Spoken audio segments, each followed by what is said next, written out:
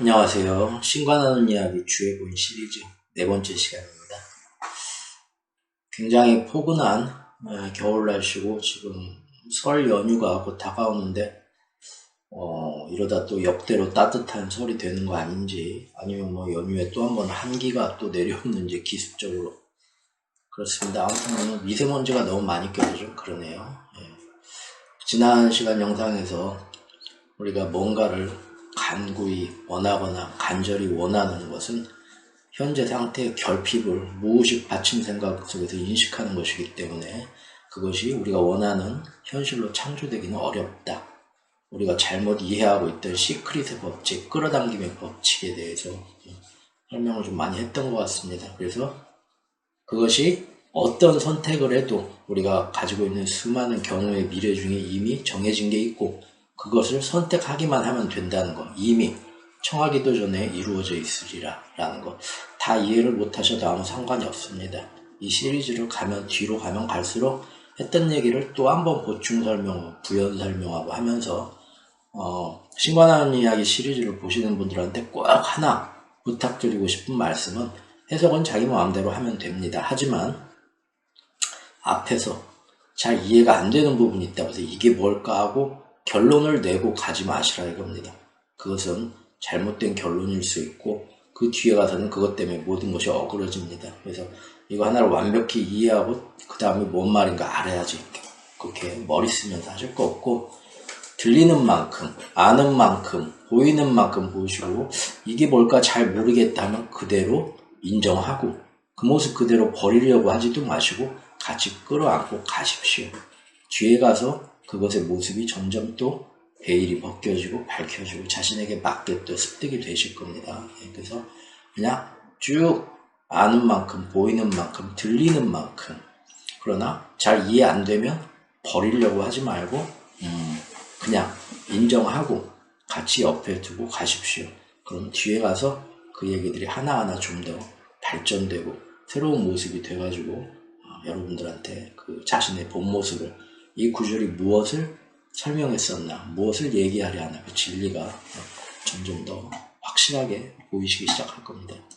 그래서 감사의 기도라는 거, 현재를 인정한다는 거 당장 쉽진 않겠지만 원리를 이해하고 가십시오. 이 원리는 뒤에 가서 계속 나오고 나중에 자연스럽게 우리가 숨 쉴 때 자연스럽게 산소가 들어가고 이산화탄소가 나오지 라는 거, 그냥 누가 뭐라 해도 자연스럽게 내 몸이 각인하고 인식하고 절대 진리로 내 뇌가 인식을 하고 있어서 굳이 들숨할 때 산소를 들이키고 내쉴 때 이산화탄소를 내뱉어야지 매번 의식할 필요도 없다는 거죠. 당연한 것이 된다는 거고 그걸 신경도 안 쓴다는 거죠. 끌어당김의 법칙, 그 다음에 현실을 창조하는 것, 인생을 내 마음대로 창조하는 것은 바로 이런 원리부터 알아야 되고, 이 원리를 알고 계속 공부해 나가시고 그러다 보면 나중에는 굳이 산소, 이산화탄소 생각 안 하셔도 점점 이제 그런 것들을 느끼는 때가 오실 거라고 믿습니다. 자, 오늘 다음 얘기해 보겠습니다. 신은 자신의 닮은 꼴로 너희를 창조했다. 보통 뭐 성경이나 아니면은 뭐 예전에 그 고대 문명의 그 자료들 봐도 다 똑같이 나옵니다. 사람이 신의 모습을 형상으로 해갖고 닮은 꼴로 창조했다고. 보통 우리는 그거를 인류에게 지금 서구 문명의 제일 20세기, 21세기에는 제일 지금 많이 알려진, 비종교인들에게도 많이 알려진 게 기독교, 카톨릭 그쪽이기 때문에 나는 뭐 그쪽 종교는 믿지 않지만 거기에서 얘기하는 거 보니까 흙으로 막 사람 모양으로 이렇게 빚어가지고 팔 다리고 다리 달리고 머리 다리고 해서 사람 모양대로 거기다가 이제 신이 마법의 숨결을 훅 불어넣었더니 살아나는 그런 얘기도 어디서 들은 것도 같고 하잖아요. 그런데 이 책에서는 닮은 꼴로 창조했던 게 절대 형상이 아니란 겁니다. 그건 우리가 괜히 만들어낸 얘기라는 거예요. 신의 닮은 꼴로 분명히 우리가 창조된 건 맞지만 그런 의미가 아니라 성질, 성격, 근본 원리를 지금 같이 해가지고 창조된 생명체라는 겁니다. 지금 여기 보시면 그 힘은 바로 우리에게 창조력을 줬다는 겁니다. 신이라는 것은 거대한 우주에 존재가 있는지 없는지도 모를 아무것도 없는 무의 상태 같은 데에서 하나의 의식이 있는 겁니다. 나는 누구인가, 큰 의식. 그러면서 그 의식 안에서, 보통 동양에서는 처음에 무국이라고 하죠. 무국 안에서 어떤 의식이 하나 있는 거죠. 지금 나라는 우주에 대해서 큰, 우리의 이제 상상을 뛰어넘는, 우리 인식 체계를 뛰어넘는 어떤 그런 에너지 의식 체계죠. 근데 우리가 알 수가 없으니까. 그렇죠? 2차원에 있는 생명체는 3차원, XY축의 Z축까지는 그거를 도저히 인식을 하지를 못하죠. 마찬가지로 3차원에 사는 우리도 4차원에서 있는 그 공간, 거기 4차원에 있는 전혀 그걸 인식을 할 수 있는 방도가 없습니다. 그러니까 무국, 우주가 빅뱅으로 창조되기 이전의 상태, 그때의 의식체가 어떤 모습인지 지금의 단어와 우리의 인식으로는 감히 상상할 수 없습니다. 그러니까 제가 지금 이 설명하는 말도 사실 진짜 모습이 없는 엉터리일 겁니다. 하지만 어차피 3차원의 지금 지구별의 우리 의식 수준에서는 이런 식으로밖에 표현을 할 수 없는 한계가 있네요. 그 예전에 뭐 동양이나 그런 데도 보면 무국, 우리나라 천부경에도 나오고 동양 모든 거에 다 나옵니다. 그걸 무국 상태라고 옛날 막 그 아테네 시절, 그리스 아테네 뭐 그런 쪽에 고대 철학자들도 다 비슷한 얘기를 했었습니다. 우주의 어떤 기원 같은 걸 할 때 이런 것들이 그냥 인류 그 지식인들의, 그 고대 지식인들의 공통된 DNA 속에 각인된 자신들의 어떤 그 직관, 저번에 처음 시간에 한 것 같이 직관, 우리가 직관으로 알고 있는 아주 거기 우리한테 지금 입력된 기본 데이터베이스죠. 그걸 수도 있고, 혹은 고대 문명에서 아주 굉장히 발달한 고대 문명에서 이번 6번째 문명으로 어느 정도 처음에 전달되다가 거의 소실돼서 사람들이 어느 정도 대략적으로 수박 겉핥기식으로만 알고 있던 것들을 굉장히 뛰어난 지성들, 깨달은 사람들이 다시 그거를 복원해가지고 사람들한테 알려줬던 약간 불완전한 그런 철학책일 수도 있겠죠. 중요한 건 신이 우리를 닮은 꼴로 창조했다는 것은 신의 능력은 창조력이었다는 겁니다. 아무것도 없는 무국 상태에서 하나의 의식체, 빛도 없고 뭣도 없고 아무것도 없는 상태에서, 질량도 없고 막 그런 상태에서 하나의 의식체가 있었고, 의식체가 나는 누구인가 라는 생각을 하기 시작했고, 생각으로 모든 것을 다 하지만 실제 그거를 체험해보고 싶다는 거죠. 자기 자신이 어떤 궁극적인 어떤 가장 고귀한 의식, 사랑이라고도 표현할 수 있는 그런 거라고 생각했을 때 모든 것을 알고 싶어서 반대적인 개념이 있어야만 자기를 알게 된다. 이것도 이제 천천히 나오는데요. 무극이 나오고 태극이 나오고, 태극에서 음양이 갈라져 나와서 그것이 주역의 64개 8개로 쫙 나눠지면서 서양의 유물론의 정반합처럼 음양 안에 음양이 있고, 우리나라 태극기가 딱 그거 아닙니까? 태극기가 대단하다 하는 게 그거예요. 가운데 음양이 있잖아요. 음하고 양이 하나로 묶여가지고 흘러 들어가잖아요. 옛날 우리나라 임시정부 독립구 시절에 옛날 그 원형 태극기를 보면은 음양 파란색 빨간색이 아니라 삼태극이 되고 가운데 노란 점이 들어간 그런 것도 있어요. 여러 가지 변형 중에. 혹시 보신 기억나나요? 그것이 지금 삼부경도 있고, 우리나라 뭐 고대 경전 중에 우리나라가 뭐 특별한 게 아니라 그냥 고대 문명들의 특징입니다. 거기에 괜히 우리가 막 국뽕에 우리도 유대인처럼 선택받은 민족이야. 모든 나라가 자신들이 다 선택받은 민족이라는 경전을 가지고 있습니다. 그냥 우리는 모두 다 하나일 뿐인데, 그 고대 문명의 흔적들이 곳곳에 남아있는데, 그 중에 우리의 태극기의 원형 같은 걸 봐도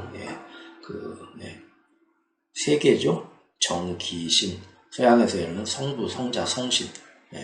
그 세 개의 그 삼태극으로 나오기도 하고, 그 다음에 그 안에 있는 아무것도 없는 무국 상태에서 태극이 일어나고, 태극에서 이제 그것이 갈라지면서 64개, 8개, 건공감리로 해가지고 우리 벌써 4군데 다 귀퉁이 다 났잖아요. 그게 우주가 빅뱅이 돼서 퍼져나가는 원리고 사물이 창조돼서 삼라만상이 번성하는 그 모습입니다. 그게 다라면, 들숨이 끝나면 다시 날숨이 시작되겠죠? 역방향으로. 엔트로피의 역방향이 시작됩니다. 우주가 다시 축소하면서, 그러면서 거꾸로 다시 무국으로 돌아가겠죠. 성부, 성자, 성신으로 갔다, 이제, 그냥 재미로 들으십시오. 다 이해 못하셔도 됩니다. 뒤에 또 계속 나옵니다. 같은 얘기가. 그래서 그 변화하는 과정, 아무것도 없는 곳에서 만들어지는 과정이 뭡니까? 의식이 창조해가지고 사실은 의식의 창조죠. 이게 지금 사실은 이 모든 게 허구죠. 다 의식의 허구인데 어쨌든 그 창조해 나가는 단계, 그게 창조력이거든요. 대표적으로 서양의 성경에서는 첫째 날 뭐가 있으라, 둘째 날 뭐가 있으라, 물질계를 다 창조하죠. 그리고 마지막 날 뭐, 드디어 나를 닮은 인간이란 걸 만들었대. 맨 마지막에 창조합니다. 그러고 이 모든 것이 아주 보기 좋다 하고 하루 쉬자, 안식일. 굉장히 상징적인 의미인데 이런 것도 되게 재밌게 나오실 겁니다. 왜냐하면 비슷한 세계의 모든 종교들이 다 비슷한 맥락과 신화를 전부 가지고 있습니다. 창조에 대해서. 그래서 이거를 고대 학자들은 어떻게 보면 성경도 짝퉁이다, 베끼기다. 모든 종교의 경전 교리가 사실은 다 비슷한 데서 파생되고 서로 교차되고 그랬는데 어쨌든 창조력이다. 그러면 우리가 신의 형상이라는 건 신의 본질을 그대로 이어받았다는 거고, 우리가 갖고 있는 능력은 뭡니까? 신의 초능력을 우리도 그대로 나눠받았다. 그게 뭡니까? 창조력입니다. 그게 바로 저번 시간에 의한 끌어당김의 법칙입니다. 여러분이 지금 상황을 있는 그대로 보고 투명한 마음이 돼서 있는 그대로 관찰하고 보는 능력이 생기면 지금 이것이 왜 이런 일이 생겼지가 아니라 내가 이걸 창조하고 끌어들였거나 인정하게 되고, 그러면 거기서 더 이상 난 이게 마음에 들지 않고 다음번에 욕을 하고 싶으면 똑같은 식으로 창조하면 그 현실이 나한테 오겠구나 라는 식으로 창조된 현실을 계속 선택해 나가는 겁니다. 그거를 우리 주변에 우리가 알게 모르게 우리의 그런 의념으로 끌어온 현실 혹은 집단의식이 가장 가까운 확률로 가고 있는 수많은 평행세계의 현실, 미래 현실 중에 하나를 우리 고유가 갖고 있는 영적 능력, 육감, 영감이 특히 발달한 사람들이 그런 비전을 한번 싹 보고 오죠. 그게 영매이고 예언가이고 무속인입니다.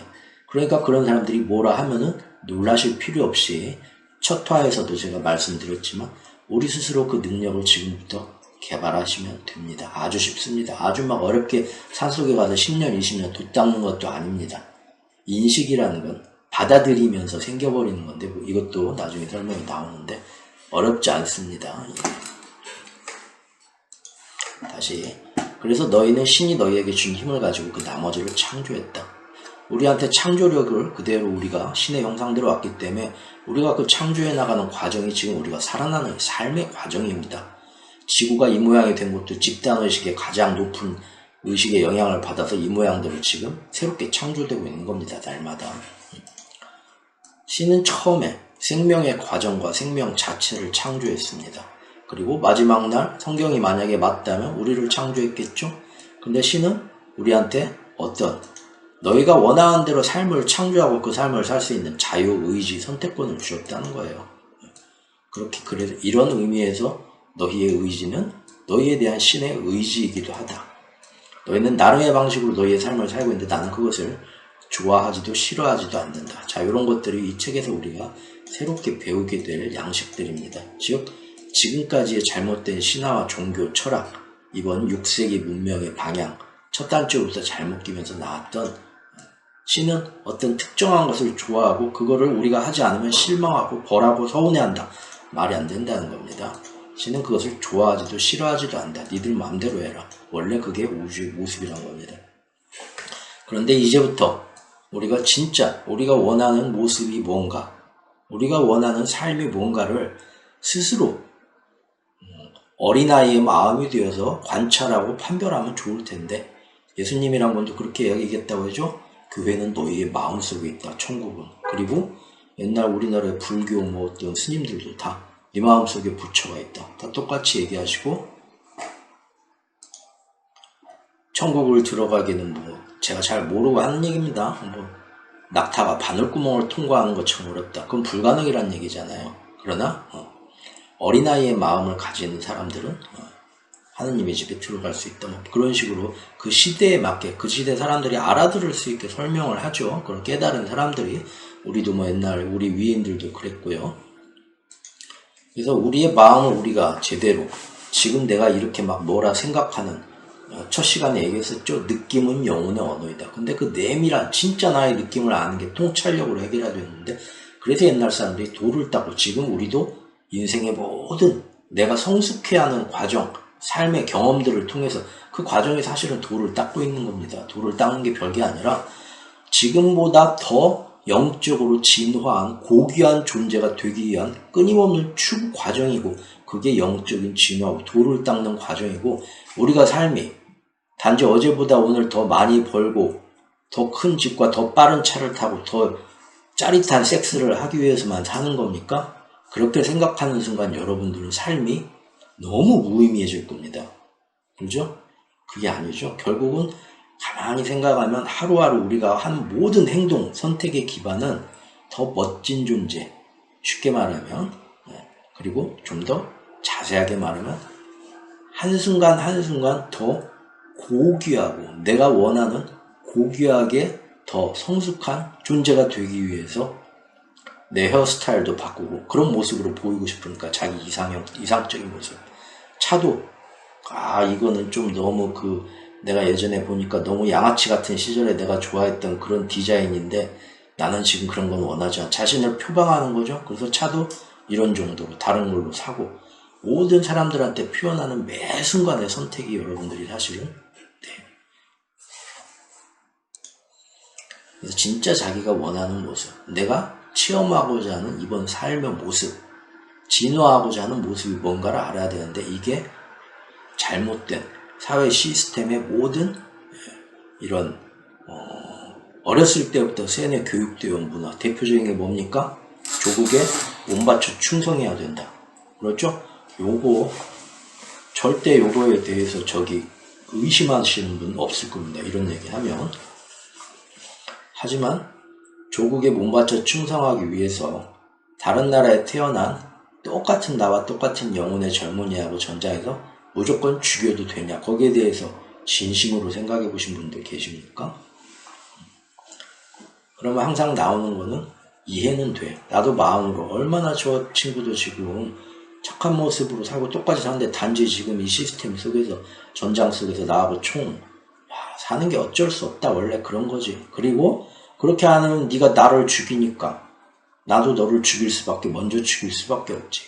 당연하다고 생각하죠. 근데 왜 저 사람이 나를 죽일 거라고 생각합니까? 그냥 양쪽이 다 붙어가지고 왜 꼭 서로 죽여야만 되나? 전쟁을 두 나라가 붙어가지고 도저히 뭔가 양보할 수 없다 해서 어디 전쟁을 터뜨려 수많은 사람이 죽어가지고 양쪽 경제가 다 망가지고 수많은 사람이 죽고 회복할 수 없는 그런 상처를 안게 될 텐데 차라리 그게 어차피 뻔하다면 각 국가 대표가 나와서 닭싸움으로 결정하면 안 돼요? 어디까지 영토 딱 띄어서 정 해결이 안 된다면 그게 너무 웃긴가요? 전쟁을 하면서 꼭 이렇게 막 다 찔러 죽이고 하면서 몇만 명 죽고 나서 승자 정하는 게 훨씬 진화된 방법이고 멋있는 방법이라고 생각하십니까? 자, 우리는 그 모든 생각들이 자기가 그 어려운 지금처럼 굉장히 답변하기 애매한 이거 좀 쉽게 결론 나지 않는 문제들 하는 수많은 문제들에 대해서 스스로 고찰해 본 적이 거의 없다는 겁니다. 그냥 그 사회에서 이게 맞아 하고 어렸을 때부터 가르쳐 준 대로 평생 그 가치를 안 버리고 그냥 따라하고 있다는 이게 제일 큰 문제입니다. 아시죠 여러분들?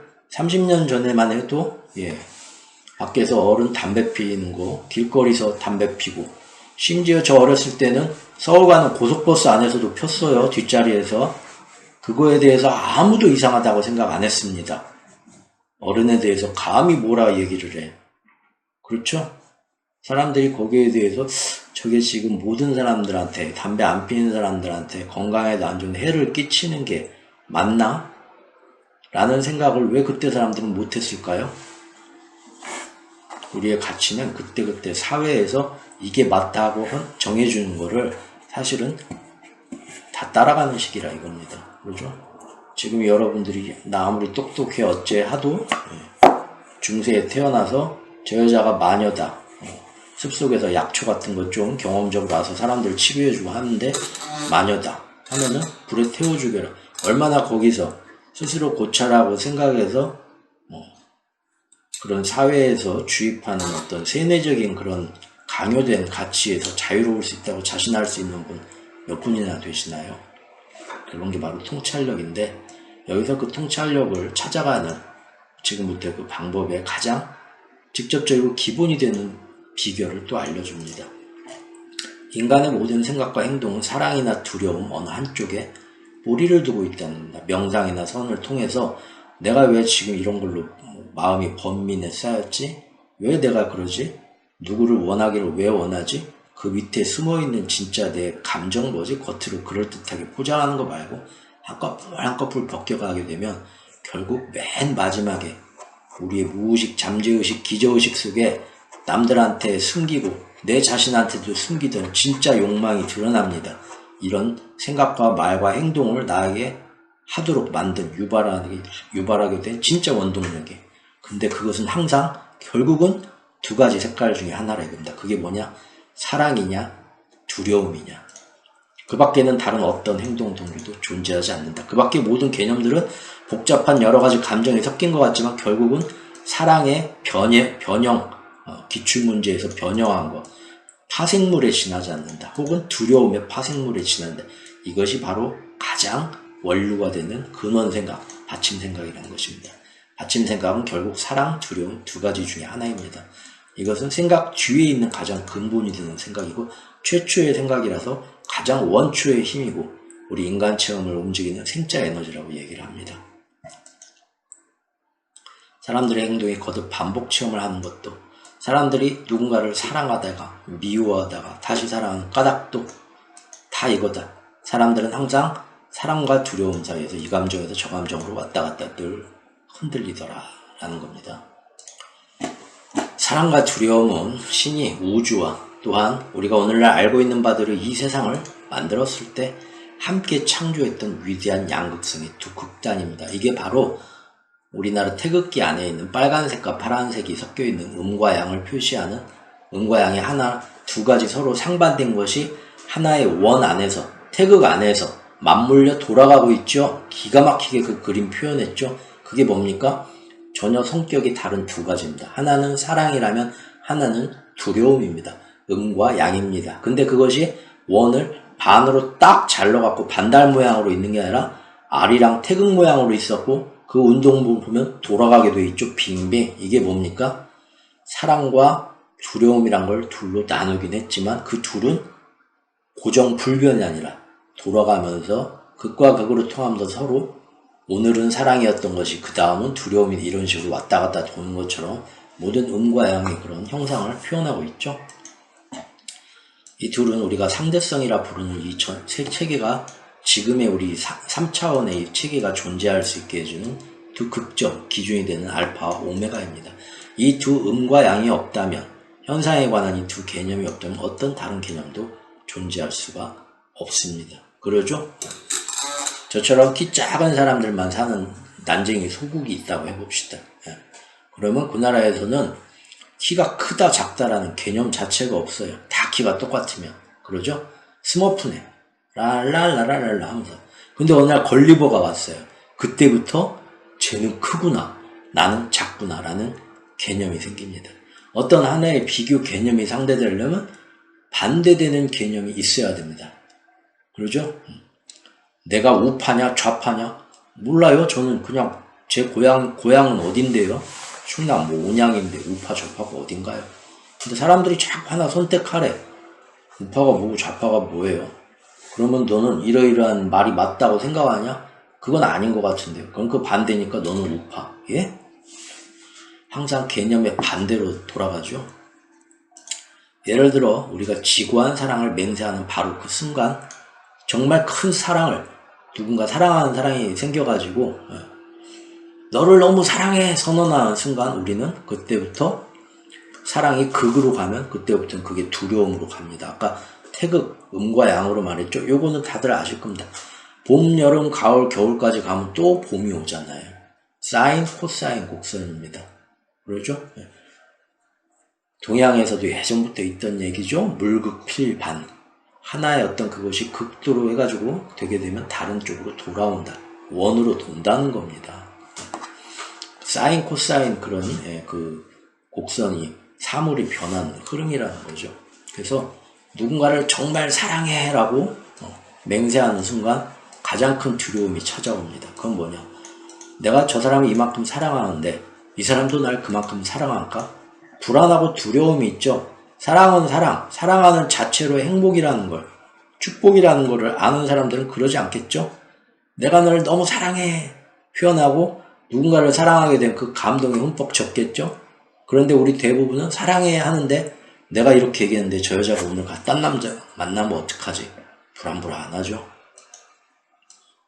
그리고 그 여자가 아니야, 최욱구 너 정말 못생기고 키도 작지만 그래도 네가 좋아, 아유 고마워 집에 가 자면서 또 3시쯤 한번 일어나죠? 아 근데 말은 저렇게 했어도 내일 나보다 훨씬 멋진 정우성 같은 친구가 나타나서 한눈에 또 나 싫다고 버리면 어떡하지? 걱정하기 시작하죠. 즉 우리의 모든 행동은 상실에 맞선 방어라는 반작용에 대해서 자기를 지키려 한다. 심지어 신의 상실에 맞서서도 그러기도 한다. 신학적으로.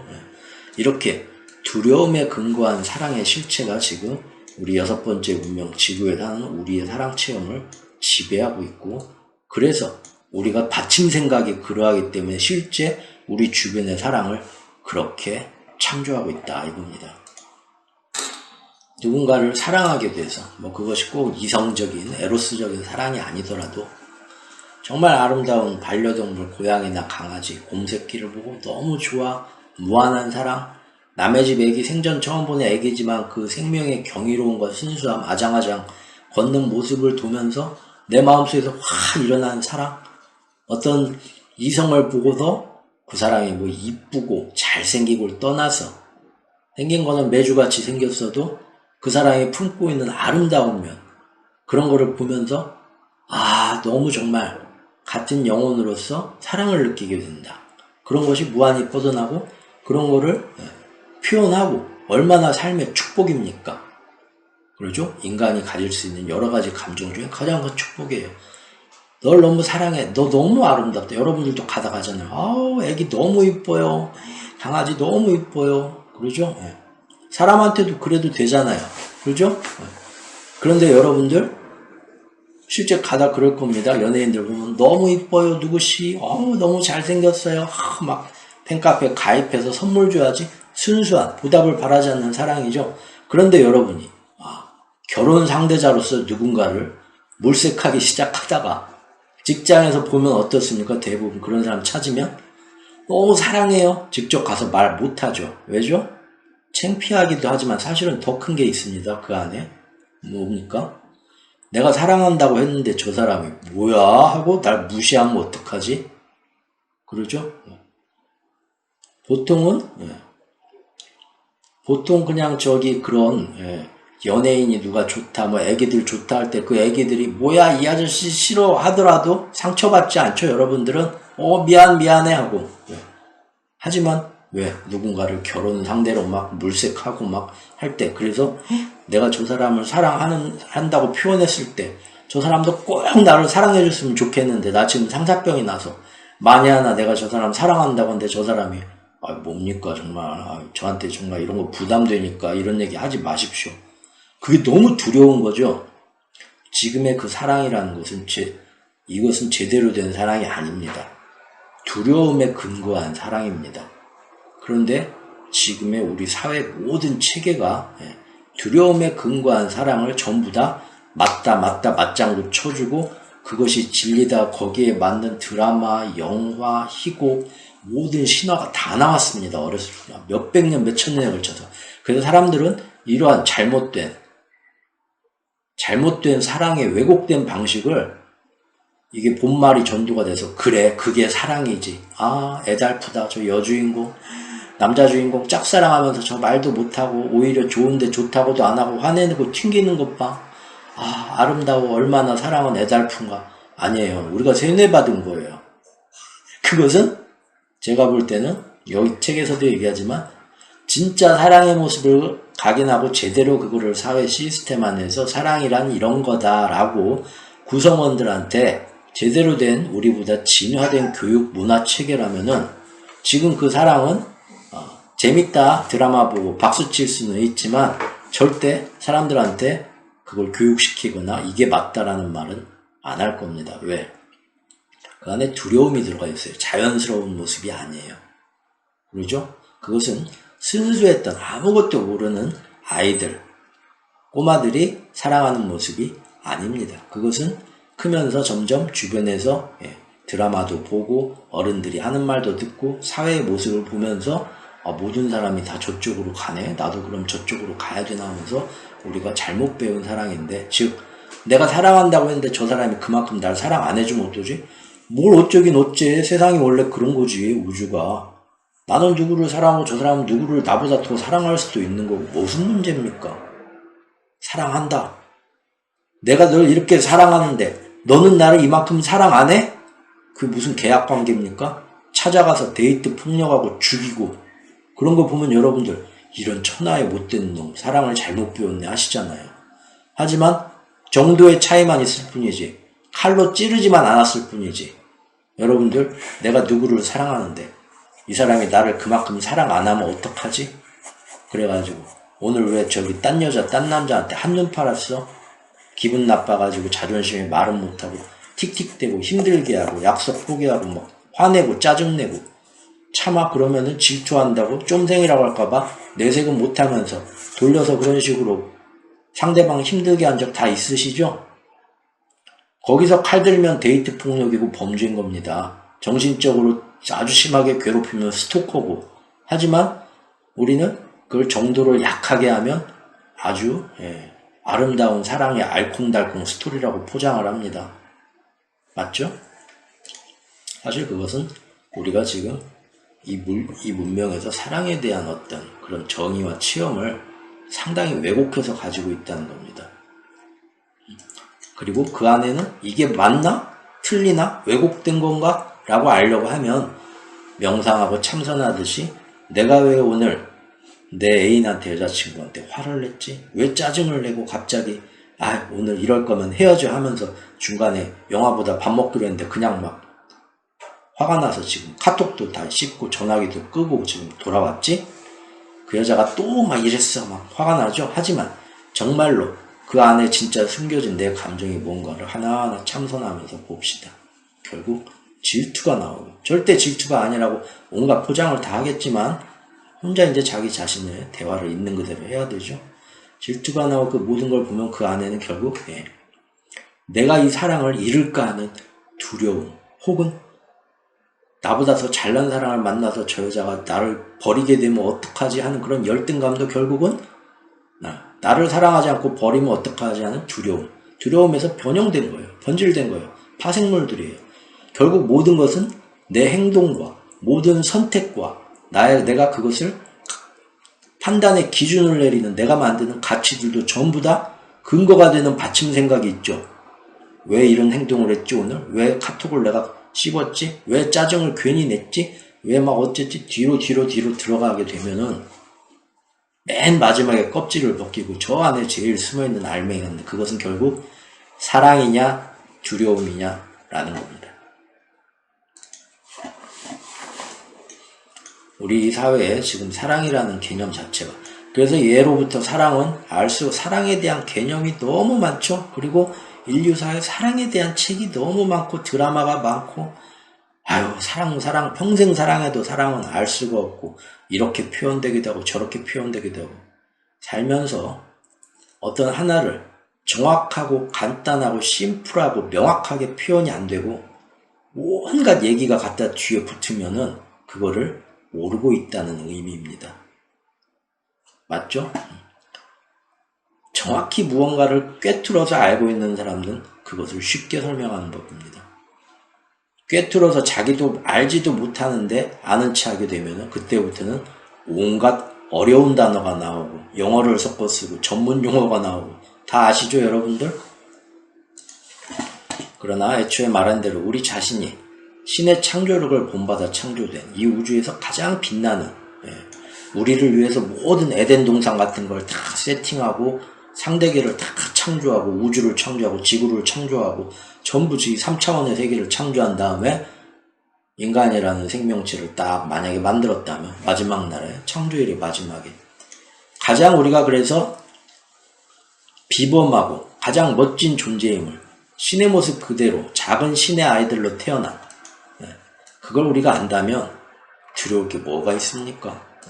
사랑한다고 표현하십시오. 너같이 못생긴 것이 비웃어도 위축될 이유가 없습니다. 이 원리를 안다면. 그래?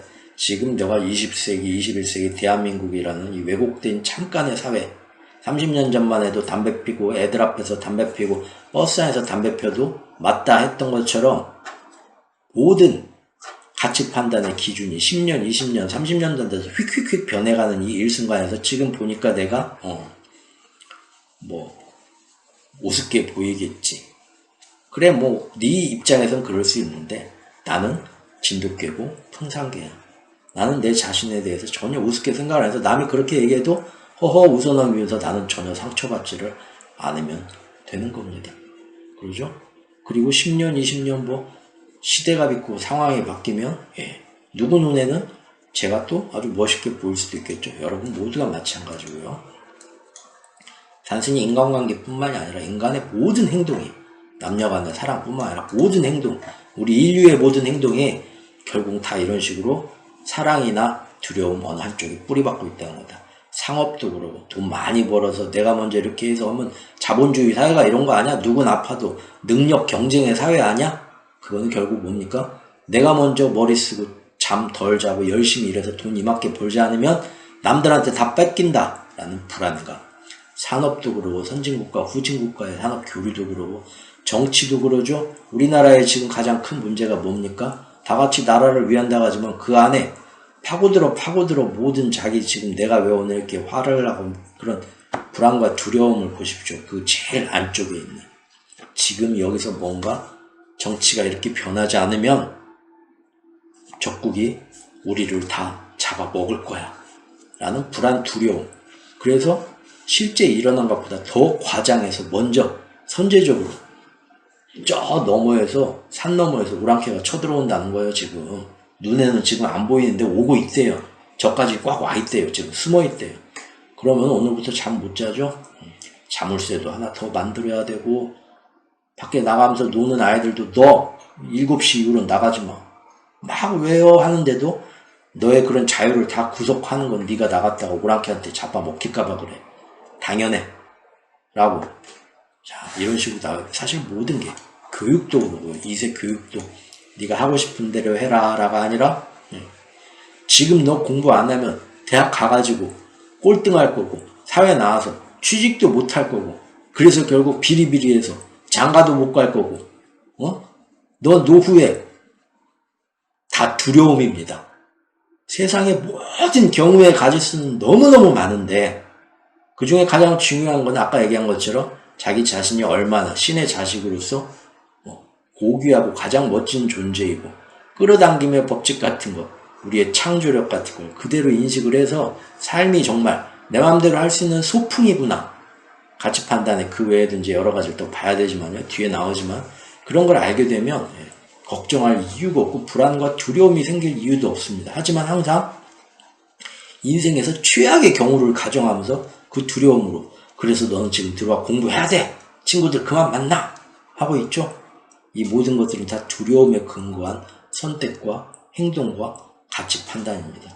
너 지금 대학 못 가면 엄마 내 친구가 대학도 안 하고 게임 공부해가지고 프로 게이머가 돼서 벌써 저렇게 성공했네. 몰라. 그거는 정말 극악의 확률. 일어나서는 안 될 일이 일어났을 뿐이야. 너 그래서 지금 좋은 대학 못 가면은 말이지 엄마 내 친구는 지방대 가가지고 또 어디 해가지고 저기 외국계 회사에 거기 들어갔네. 몰라 그건 모르겠고 너 나중에 서울대 연구대 열심히 해가지고 취직해야지. 그러냐면 맨 빌어먹을 때 취직하고 엄마 말대로 서울대 나왔는데 갑자기 내가 나오니까 전 세계 경제가 안 좋아지면서 서울대 나와도 구급 공무원 하기도 힘들고 세상이 이렇게 변해버렸네. 몰라. 야, 그래도 서울대 나왔으니까 지금 구급 공무원 시험이라도 쳐보는 거 아니겠냐? 아무튼 엄마가 얘기한 대로 그렇게 했으니까 지금 너 그러지 않은 애들은 지금 장가도 못 가고 엄마 내 나이가 40인데 내일에 나 아직도 서울대 나와 장가도 못 가고 있네. 요즘 사람들 결혼도 안 하고. 이상한데? 잠깐만. 그래도 공부를 하니까 지금 네가 좀이라도 중소기업이라도 들어가서 지금 입에 풀칠이라고 서울에 지금 저기 45세 30평 아파트라도 하나 얻었지. 그냥 그때 내가 하는 대로 공부 안 했으면 서울대도 못 가고 대학도 못 나와서 지금 비리비리 너 지금 노후에 지금 엄마 내 친구 전교 꼴등하가 있는데 가가 사업하고 20살 때부터 노량진 수상시장 장사하고 사업하고더니 지금 사장님 돼서 GV 90 몰고 다녀. 엄마야. 이상한데? 모든 걸 두려움에 근거해서 이게 최선이라고 생각하는데 그 최선이라는 우리가 정치나 경제나 산업이나 종교나 산업이나 교육이나 우리 국가들의 사회 문제, 우리 사회의 경제 목표에 영향을 주는 사회 집단의 결정들, 전쟁과 평화와 공격과 방어와 우리가 먼저 선제 타격을 하자 전쟁, 이런 모든 침략과 항복 다 뭡니까? 탐낼 것인지 양보할 것인지 쌓아둘 것인지 분배할 것인지 합칠 것인지 나눌 것인지 우리가 지금까지 인류가 내린 모든 이 자유로운 선택의 그 안에서는 어쩔 때는 사랑에서 품어나오는 생각으로 이렇게 합시다. 어쩔 때는 이랬다가는 큰일 나니까 먼저 이렇게 합시다는 두려움. 이 두 가지 생각에서 나오지 않은 것은 단 하나도 없다라는 겁니다. 두려움과 사랑이라는 것은 각각의 그 정해진 성격이 있어서 우리가 알아보기 쉽습니다. 두려움은 움츠러들고 지금 이것이 두려움에 근본된 나의 어떤 선택인가 사랑에 근본된 선택인가 애매하면은 여기다 대입을 해보십시오. 두려움은 움츠러들고 방어적으로 닫아 걸고 조이고 달아나고 숨고 먼저 독점하고 누군가를 해치는 에너지입니다. 사랑은 펼치고 활짝 열고 두려움이 없이 풀어주고 머무르고 내 모습 있는 그대로 드러내고 있는 걸 나누고 누군가를 공격하는 방어적으로 미리 공격하는 게 아니라 같이 달래주면서 치유하는 에너지입니다. 두려움은 우리 몸을 꽁꽁 옷으로 감싸면서 내 모습은 안 보여주고 먼저 너는 어떤 놈이냐 공격하지만 사랑은 그냥 우리가 발가벗고 설 수 있게 해준답니다. 두려움은 우리가 가진 모든 것을 틀어주고 집착하게 하나. 지금 우리 대부분 여러분들 그러죠?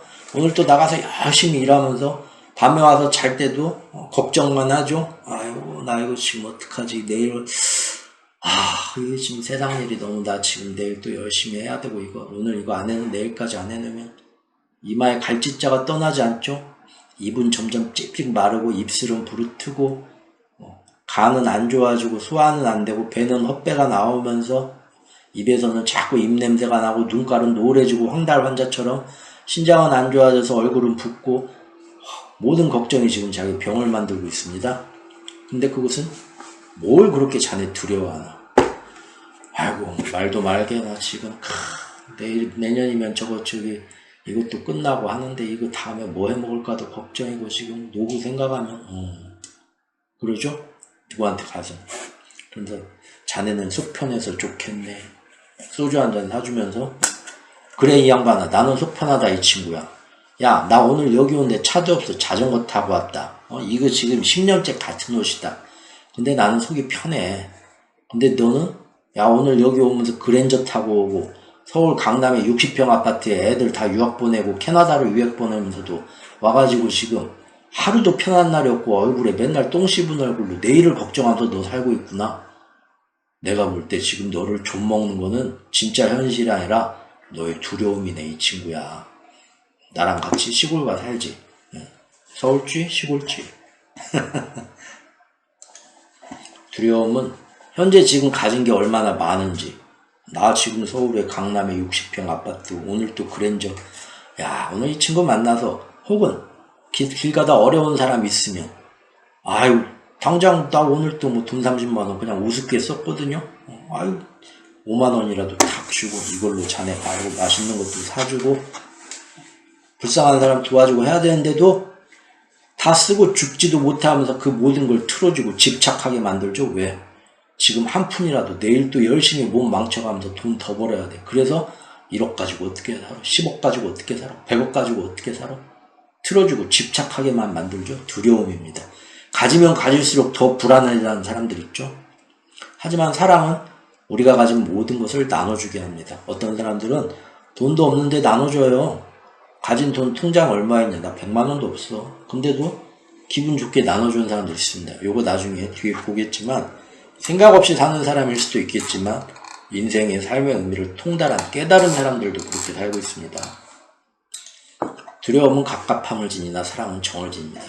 두려움은 안 돼 하고 움켜잡지만 사랑은 얼마든지 보내줍니다.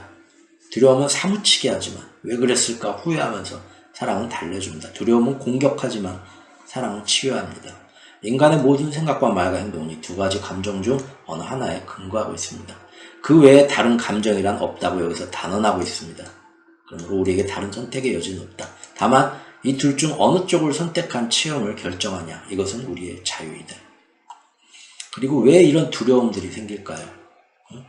지금 당장 나라를 좀먹는 이런 애들을 어떻게든 잡아내지 않으면 조만간 우리나라는 완전 망할 거야 랄지, 우리 아이가 지금 이렇게 해서 반에서 1등 하면서 서울대 가지 않으면 나중에 인생을 실패할 거야 랄지, 이런 두려움들은 다 어디서 나오는 걸까요? 왜 다들 비슷한 행동을 할까요? 어렸을 때부터 우리 사회에서 그렇게 세뇌를 받았기 때문입니다. 전 세계가 어떻게 받았는지, 지금 우리 지구라는 별의 6번째 6차 문명이 지금 종말까지는 아니더라도 안 좋은 방향으로 지금 마지막 사이클을 탔는데, 이런 것들의 근본 원인이 뭔지 한번 봅시다. 이겁니다. 우리가 받은 교육. 너희는 가장 잘 적응하는 자가 살아남고 가장 강한 자가 승리하며 가장 영리한 자가 성공한다고 들었습니다. 적자 생존의 원칙이라고 무조건 진리라고 세뇌받았죠. 하지만 우리는 지고한 사랑의 영광에 대해서는 거의 들어본 적이 없다. 미녀는 용감한 사람이 쟁취하지, 보쌈이라도 할까? 모두 그런 식으로만 교육받았다는 거예요. 그리하여 너희는 이런저런 방식으로 가장 머리 써서 잘 적응하고 가장 강하고 가장 영리한 사람이 되라고 교육받고 발버둥 치고 희망하게 됩니다. 어떤 상황이든 사회에 정한 기준에서 자신이 이에 못 미치는 것처럼 여겨지면 사람들은 패배자라고 손가락질하고 성적을 낮게 매기고, 실제로 너는 이제 모든 걸 잃을 거야, 네 인생 너 봐라 임마, 대학 가가지고도 너 나중에 중국집 오토바이, 배달 오토바이나 끌겠네 양아치 하다가, 이런 식으로 잃게 될까봐 두려워합니다. 왜냐하면 이 사회에서 못 미치는 것, 기준에 미치지 못하는 건 곧 잃는 것이라고 들어왔기 때문입니다. 그래서 우리는 이렇게 두려움에 뒷받침된 행동을 미리 합니다. 지금 내가 뭘 하지 않으면, 실제 제일 좋은 집에 제일 어렸을 때 꿈꿨던, 난 나중에 딱 지금은 내가 이 시골에서 이렇게 소 염을 주고 막 새벽같이 일어나서 지금 농부의 아들로 이렇게 힘들게 살지만 내가 반드시 성공해서 나중에 정말 서울에서 정말 제일 크고 멋진 자동차에 예쁜 마누라랑 해가지고 멋진 아파트에서 강남에서 살아야지. 지금 그렇게 살고 있어요. 어떤 사람이 지금 45, 50 돼서. 그런데도 그때보다 걱정이 더 많아졌어. 그때 이 논두렁 거기 깡깡 어린 논에서 못으로 썰매 형이랑 만들어가지고 썰매 탈던 그 시골에 그 행복했던 그때보다 지금이 더 자기가 원했던 모든 걸 가졌는데 걱정은 더 많아 늘어졌어요. 두려움이 지금 우리를 지배하고 있는 건 아닙니까? 오늘 또 여러분들의 행동들은 두려움에 뒷받침된 행동이었나요? 사랑에 뒷받침된 행동이었나요? 우리는 너무 그렇게 많이 배워왔고 세뇌됐다는 겁니다. 하지만 앞으로는 두려움이 아니라 사랑에 뒷받침된 행동을 선택할 때, 막연히 지금 선택하라고 하면 힘들겠죠. 하지만 이 원리, 우주가 돌아가는 원리를 지금부터 계속 차분히 공부해보고 이 책을 읽어봅시다. 그 원리를 알게 되면 사랑에 뒷받침된 행동을 하는 게 어려운 게 아니라 오히려 이게 더 자연스러운 건데, 나는 원래부터 오른손잡이였는데 지금까지 어렸을 때부터 왼손잡이인 줄 알고 왼손만 썼구나 할 정도로 뭔가 바뀔 수가 있다는 겁니다. 우리가 사랑에 뒷받침된 행동을 선택할 때 우리는 생존 이상을 하게 될 것이고, 이기는 것 이상을 하게 될 것이며, 성공 이상을 하게 될 것이다. 야, 딴 사람들이 다 내 걸 뺏어가려고 하는데 나 혼자만 그렇게 해요? 어렵죠? 하지만 맞습니다. 현실적인 문제도 있습니다. 하지만 모든 사람들이 이런 생각을 가지고 사회에서 약속된 교육을 하고 새로운 가치를 하자, 천명을 하고 전 세계의 정치, 사회, 경제, 교육, 문화계가 일대 혁신을 가져온다면 어떻게 될까요? 바뀝니다. 그러면 여러분들은 지금처럼 안 살아도 됩니다. 맞죠? 이게 가능해요? 인류 문화는 이걸 가능하게 하기 위해서 지금까지 노력해와서 이만한 문명을 이룬 겁니다. 아닙니까? 그러지 않고 내가 밤에 자는 사이에 이웃 사람이 내가 가진 걸 뺏고 싶어서 내가 자는 사이 3시에 몰래 들어와서 몽둥이로 내 머리를 내려치고 재산을 빼앗고 내 가족들을 빼앗아가는 걸, 그런 두려움에 근거한 상황을, 그러면은 날마다 옆 사람 내가 죽이나 네가 죽이나 하루하루 불안해 못 살죠? 이건 아니다. 그래서 내가 너를 인정하고 존경하고 사랑하는 만큼 나도 너의 재산이나 쓸데없는 이런 걸 탐내지 않겠다. 너도 그렇게 해주겠나?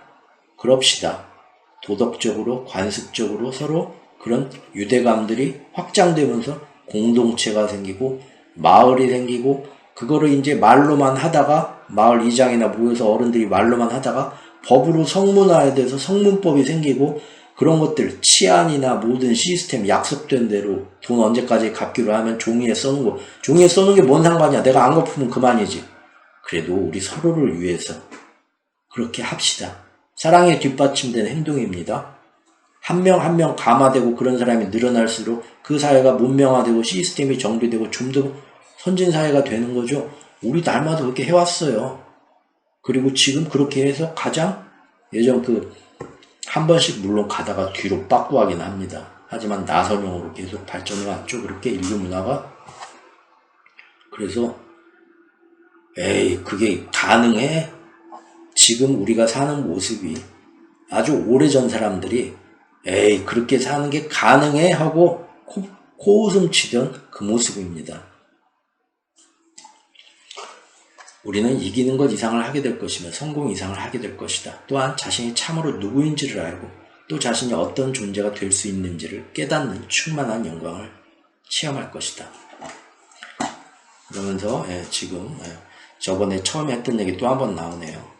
내가 지금까지 인류 너희를 위해서 많은 깨우친 성각자들을, 너희한테 이런 비결을 알려주기 위해서 선지자들을 보내서 너희한테 소중한 것들을 알려줬겠지만, 소위 깨달은 성각자 선지자들, 하지만 그들의 얘기를 듣는 것도 중요하지만 가장 중요한 존재는 너희 외부에 있는 어떤 사람이 아니라 바로 신과 연결된 너희 내면의 소리이다. 내면의 소리를 들어라. 첫 시간에 말씀드렸죠. 이것은 가장 쉽게 접근할 수 있어 내가 첫 번째로 사용하는 도구이다. 우리는 애초부터 신의 모습 그대로, 신의 형상 본땄다고 하지만 사실은 신의 창조력을 가진 존재로서 그대로 그 능력을 나눠받았다 이거죠. 돌연변이의 아들, 딸이에요. 우리는 아버지처럼 그런 뮤턴트의 능력이 있고 그것이 창조력입니다. 그래서 첫 시간에 두 번째 시간인가 그 얘기가 그거였죠. 예언자들의 얘기를 어떻게 받아들였냐. 무속인들의 얘기를 지금 작년부터 해서 금년에는 전 세계에 옆집 한 다리만 건너도 다 예언자가 되고 다 선지자가 되고 다 이제 사람들이 그런데 다 매달리는 시대가 이제 올 겁니다. 이것이 예전 모든 경전과 종교에서 얘기했던 거짓 선지자가 판치고 적그리스도가 판치고 하는 시대입니다.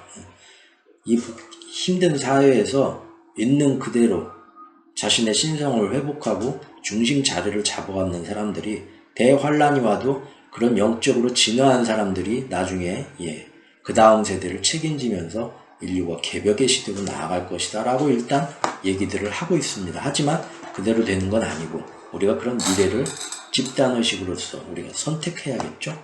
그러기 위해서는 신과 연결된 이걸 회복을 해야 되죠. 신성을, 우리 내면의 소리, 느낌은 영혼의 언어라고 말씀드렸었습니다. 생각, 비전으로도 오게 되지만 하다가 안 되면 직접 신의 결시, 나 예언을 들었어 하는 사람들도 나오겠지만 그런 것들이 다 어떤 의미이고 그 중에 어떤 것은 가짜이고 진짜이고 어떤 원리로 되는가 가려들어야 되는 거, 그런 것들 얘기 많이 했었던 것 같고요. 저번 시간에. 그러니 앞으로 누가 어쨌든 저가 어쨌든 큰일 났네 막 그런 거를 뉴스를 보고 남들한테 가서 듣고 하지 마십시오. 거기에 대해서 여러분들이 직접 찾아보고 교차 검증하고 스스로 생각하십시오. 아까 내가 오늘 여자친구한테 왜 화를 냈지? 스스로 생각하듯이 그러면서 그 안에 있는 내면의 깊은 느낌을 찾으십시오. 신이 다 내비게이션처럼 우리 안의 신성이 방향을 알려주고 지금 너한테 들려오는 이 소리에 대해서 네가 어떤 반응을 하는 것이 참인지 거짓인지 그 자리에서 판별을 해줄 것이고, 또 수많은 거짓 선지자 예언자들 만약에 나온다고 합시다. 자꾸 이렇게 하니까 종교 얘기 같네요. 그냥 쉽게 얘기해서 좌우로 갈라져 가지고 온갖 가짜 뉴스가 판치는 세상이 온다고 해봅시다.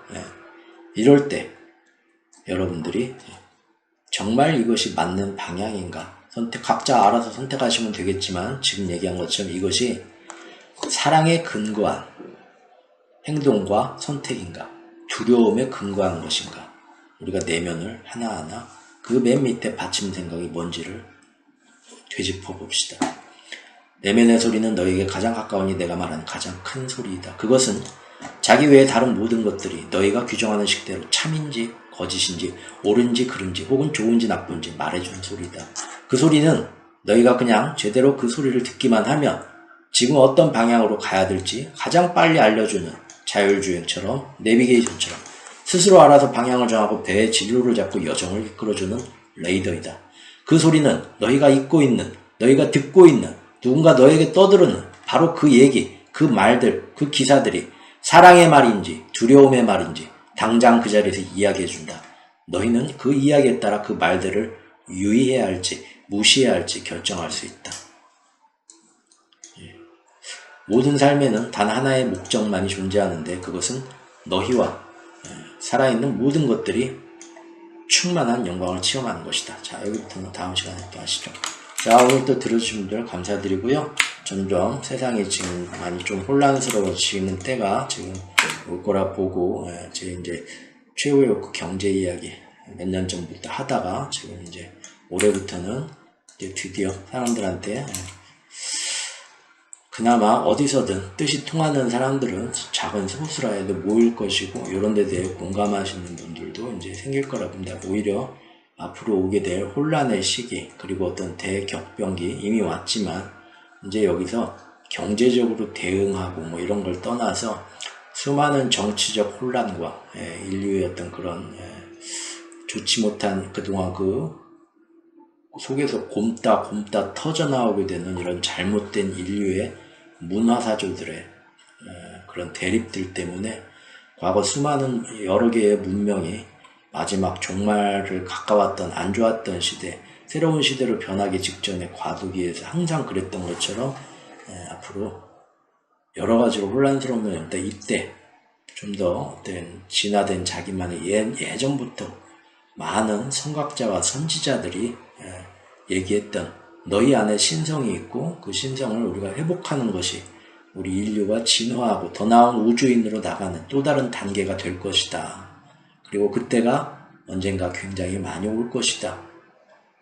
지금이 그런 시대라는 걸 인식하고 그 어느 때보다도 우리가 몇 번의 환생과 전생을 거쳐가지고 깨달으면서 영적으로 진화하게 되는 그런 거를 지금 직접적으로 알려주게 되는 이런 또 소중한 자료들이 또 있으니까 한 번씩 보면서 이런 것들이 지금의 격변기를 살고 앞으로를 준비하게 되는데 단순히 물질적인 삶을 준비하는 게 아니라 정말 이것이 어떻게 보면 아주 오랫동안 나의 영혼이 그토록 간절하게 기다리고 바로 시중에서 거지의 아들인 줄 알고 평생 살았는데 알고 보니까 내가 어렸을 때 왕실에서 잃어버린 왕자였더라 라는 것처럼 자기 스스로를 다시 깨닫게 되는 절호의 기회가 됐으면 하는 마음에서 이 시리즈를 하고 있습니다. 다음 시간에 또 뵙겠습니다. 감사합니다.